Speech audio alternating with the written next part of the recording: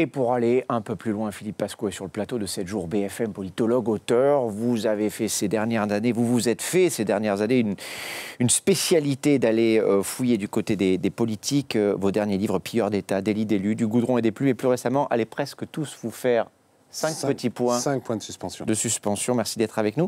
Avec l'ouverture d'une enquête cette semaine, c'est une affaire, le cas Ferrand ?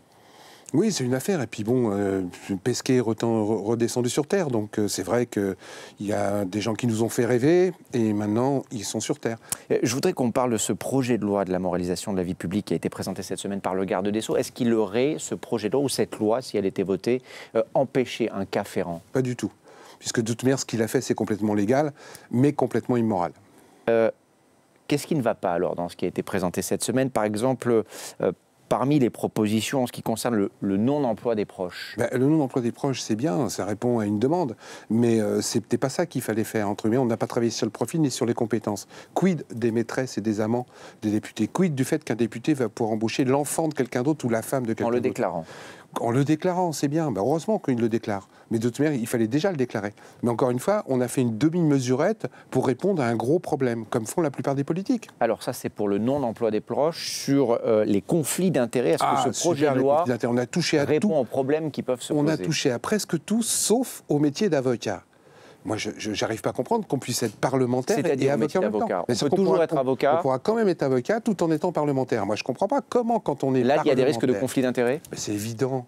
J'ai une dame, une maire du 7e arrondissement qui a touché une grosse somme en tant que député européen quand en horaire d'avocat. Du 7e arrondissement de Paris, donc oui, de Paris, tiens, justement. Et c'est vous qui l'avez dit, c'est pas moi. Oui. Et elle a touché une grosse somme d'argent en tant qu'avocat, en tant que député européenne. Je veux dire, rien demandé. Le conflit d'intérêts, il doit être absous partout. C'est-à-dire que comment un parlementaire peut travailler en même temps qu'il est parlementaire? Aujourd'hui, on laisse la porte ouverte à des métiers qui favoriseront les conflits d'intérêts. Alors, il y a d'autres mesures, l'interdiction de faire plus de 3 mandats successifs. Bonne ou mauvaise chose? Oui, ça aussi, c'est sympa, quoi. Poutine, Medvedev, Poutine, Medvedev, Poutine, Medvedev. Ce que voulaient les gens, c'était se débarrasser des élus périmés. Avec cette pseudo-avancée, entre guillemets, qui est déjà bien, c'est déjà bien.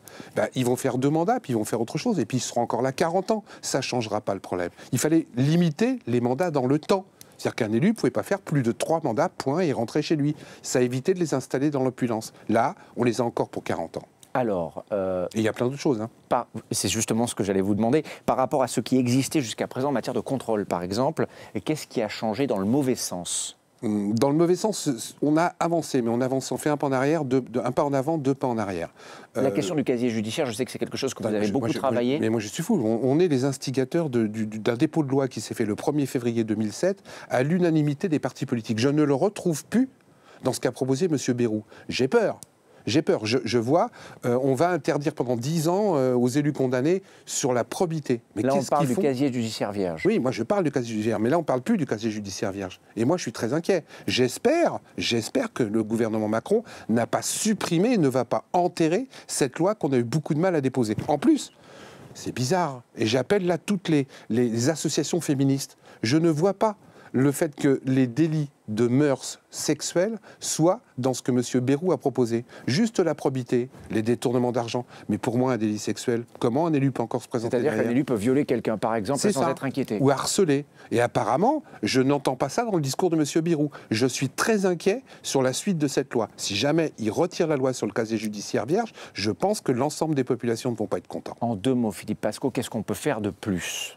Qu'est-ce qui est essentiel? Ça fait beaucoup de choses déjà. Non, c'est bien. On a fait 2 petits pas en avant et en fin de compte, on maquille un petit peu. Je ne vois pas pourquoi, par exemple, ils n'ont pas parlé du verrou de Bercy. Le verrou de Bercy, c'est une ignominie. C'est bien de supprimer la Cour de justice. Monsieur Balladur étant condamné, j'espère qu'il va continuer, mis en examen, pardon, j'espère qu'on va continuer à le mettre en examen. Mais le verrou de Bercy, qui est une des plus grandes aberrations par rapport à la fraude fiscale. Ça veut dire quoi? C'est le ministre... Ça veut dire que c'est le ministre qui signe pour les poursuites pénales pour les gens qui ont beaucoup fraudé. Aujourd'hui, le ministre signe très très peu, les ministres, parce que je mets tous les devants, très très peu pour condamner et poursuivre pénalement les gros fraudeurs. Ça, ils n'y ont pas touché. Merci Philippe Pascot d'être venu. C'est moi qui vous remercie. Sur ce plateau.